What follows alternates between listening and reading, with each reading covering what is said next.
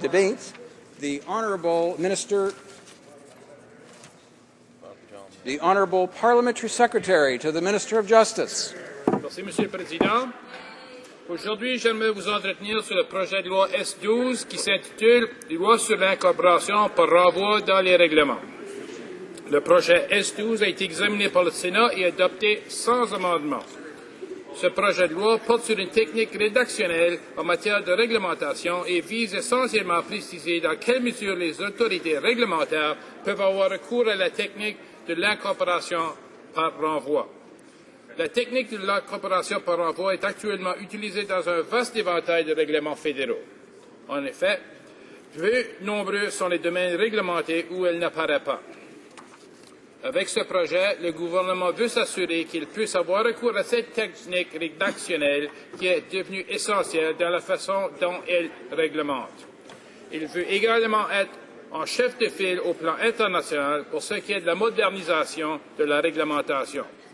Plus précisément, le projet de loi S-12 donne suite aux préoccupations que le comité mixte parlement d'examen de la réglementation a exprimées sur l'utilisation de cette technique. Le projet de loi créerait la sécurité juridique requise pour répondre à ces préoccupations. L'incorporation par renvoi est déjà devenue un outil essentiel, largement utilisé pour atteindre les objectifs du gouvernement.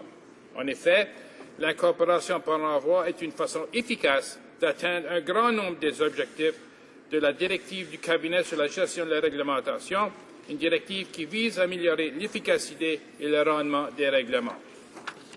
Par exemple, les règlements qui utilisent cette technique favorisent la coopération et l'harmonisation intergouvernementale, un objectif clé du Conseil de coopération en matière de réglementation établi par notre Premier ministre et le président Obama. L'incorporation par renvoi de textes législatifs d'autres administrations aux fins de l'harmonisation ou de normes élaborées à l'échelle internationale permettent de réduire le chevauchement, un important objectif de la Commission sur la réduction de la paperasse qui a déposé son rapport plus tôt cette année. L'incorporation par renvoi est aussi un important outil à la disposition du gouvernement afin de permettre au Canada de s'acquitter de ses obligations internationales.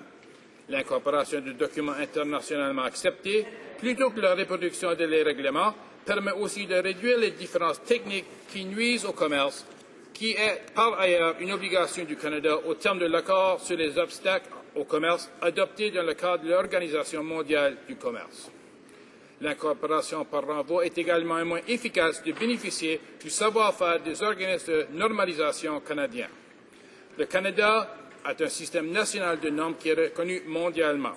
L'incorporation dans la réglementation de normes élaborées au Canada ou à l'échelle internationale permet de tenir compte des meilleures données scientifiques et de l'approche la plus acceptée dans les domaines touchant la vie courante.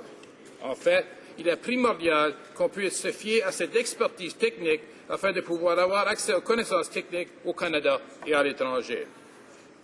Les témoignages de représentants du Conseil canadien des normes devant le Comité sénatorial permanent des affaires juridiques et constitutionnelles ont clairement fait ressortir le fait que les normes nationales et internationales sont très largement utilisées au Canada. En assurant que les autorités réglementaires puissent continuer de pouvoir utiliser l'incorporation par renvoi pour réaliser leurs objectifs réglementaires, on contribue ainsi à protéger les Canadiens par l'accès aux technologies les plus récentes. L'incorporation par renvoi permet d'intégrer à la réglementation l'expertise qu'offre le système national de normes du Canada et les normes internationales. Cette technique fait partie des choix qui s'offrent aux autorités réglementaires en matière de réglementation.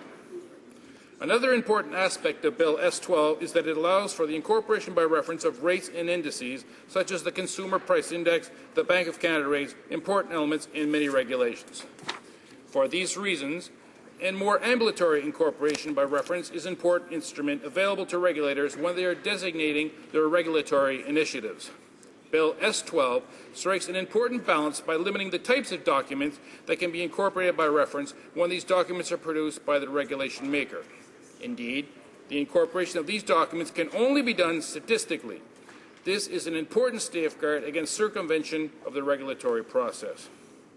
Parliament's ability to control the delegation of regulation-making powers continues, as does the oversight of the Standing Joint Committee for the Scrutiny of Regulations.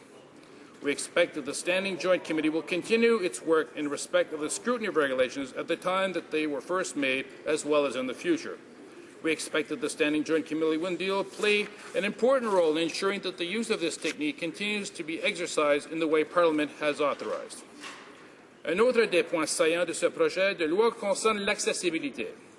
Le projet de loi S-12 reconnaît non seulement que le recours à la technique de l'incorporation par envoi doit reposer sur un fondement juridique solide, mais il prévoit également que les autorités réglementaires doivent veiller à ce que les documents incorporés soient accessibles au public. Bien que l'exigence en matière d'accessibilité ait toujours fait partie du droit, elle sera formellement consacrée dans ce projet de loi. Il ne fait aucun doute que le projet de loi doit prévoir l'accessibilité. Il est essentiel que les documents incorporés par renvoi soient accessibles à ceux qui doivent s'y conformer. Cette reconnaissance formelle dans le projet de loi est une étape importante en matière d'accessibilité. L'approche générale du projet de loi S-12 à cet égard est de donner aux autorités réglementaires la souplesse voulue en leur permettant de prendre les mesures qu'ils jugeront nécessaires pour veiller à ce que les documents, dont la nature et la source varient considérablement, soient dans les faits accessibles. Les documents qui sont incorporés par renvoi sont généralement déjà accessibles. Par conséquent, dans certains cas, aucune mesure particulière ne sera nécessaire. Par exemple, les lois provinciales sont déjà généralement accessibles. Si des règlements fédéraux incorporent par renvoi des textes législatifs provinciaux, l'obligation qui incombe à l'autorité réglementaire en matière d'accessibilité devrait être relativement facile à respecter. Dans certains cas, il conviendra d'offrir un accès aux documents par l'intermédiaire de l'organisme de normalisation. L'énoncé clair dans le projet de loi signifiera que les administrés auront accès aux documents incorporés s'ils font un effort raisonnable en ce sens.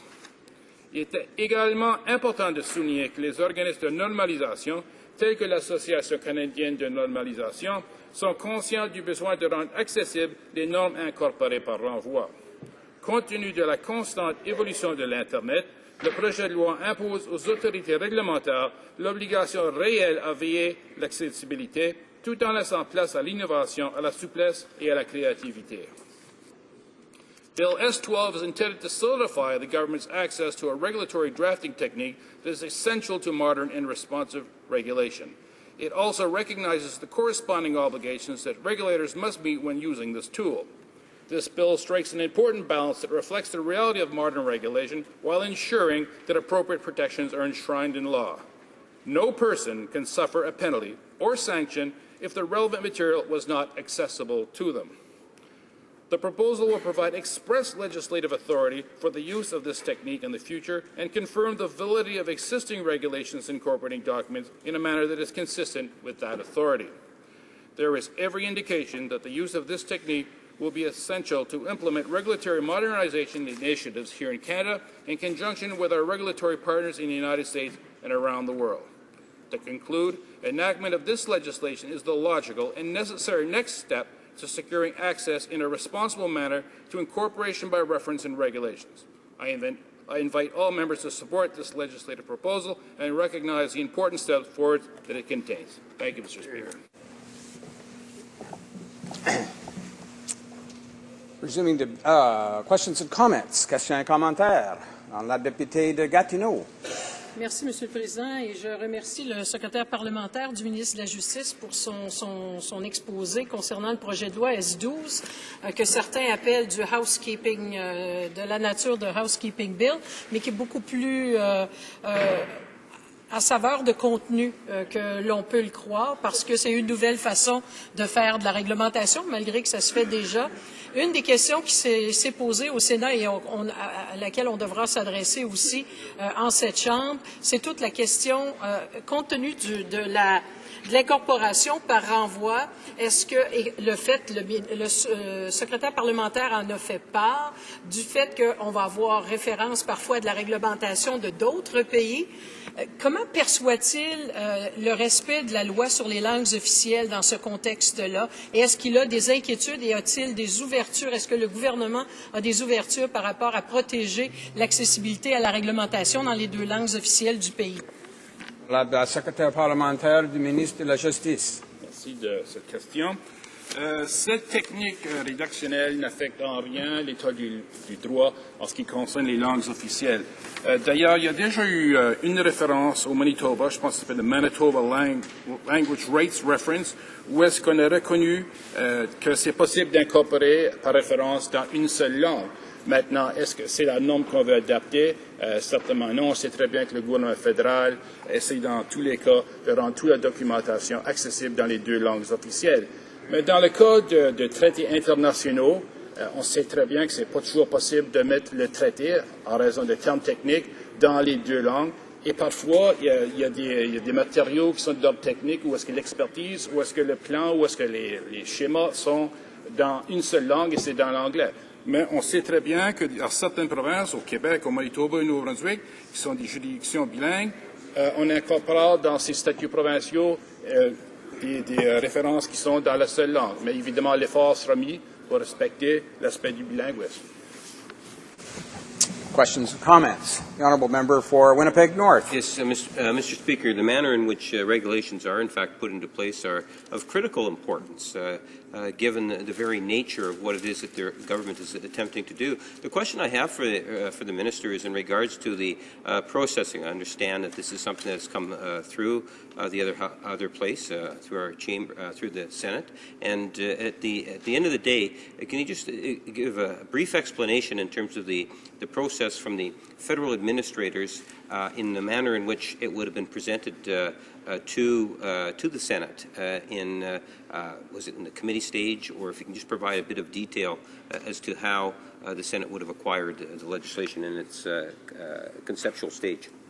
The Honourable Parliamentary Secretary. Well, to be quite honest, Mr. Speaker, I'm not sure exactly why this bill emanated from the Senate, but what I can say is that the technique is one that's generally been used in a number of legislative enactments, and there was always uncertainty as to whether it could or should be used. And in fact, all this Act has done is formalized and authorized the utilization of this technique formally, so there can be no question as to whether or not something can in fact be incorporated by reference into the legislation.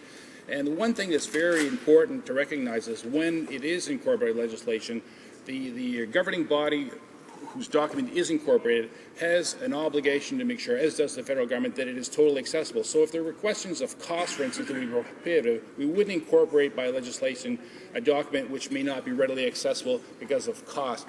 Also, it's also important to note, Mr. Speaker, that no person who would not have access to a certain document incorporated legislation could ever be prosecuted or sanctioned if this was not readily accessible. Questions and comments? Questions et commentaires? Reprise de débat.